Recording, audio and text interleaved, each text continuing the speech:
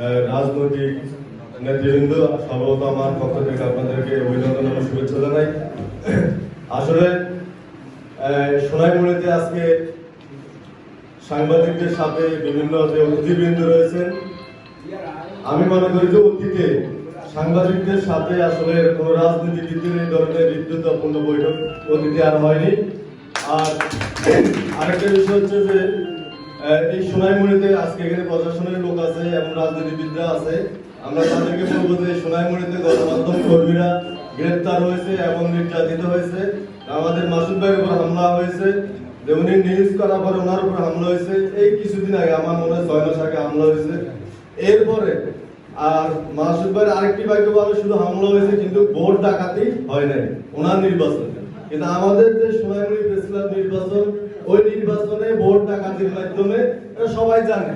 অর্থাৎ ডাকাতি শুধু জাতীয় নির্বাচনে হয় নাই, আর একটা প্রেস ক্লাব যেটা গণমাধ্যম সমাজের আয়না, সেই আয়নায় অর্থাৎ ফ্যাসিবাদের যে ছোঁয়া পড়েছে।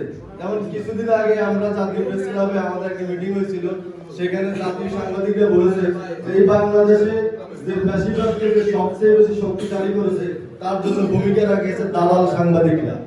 আর তাই এই দালাল সাংবাদিকরা যেন সোনাইমুড়িতে অতীতের মতো কোনোভাবে যেন প্রভাব বিস্তার করতে না পারে, সেই জন্য আমাদের সাংবাদিকরা সচেতন থাকতে হবে।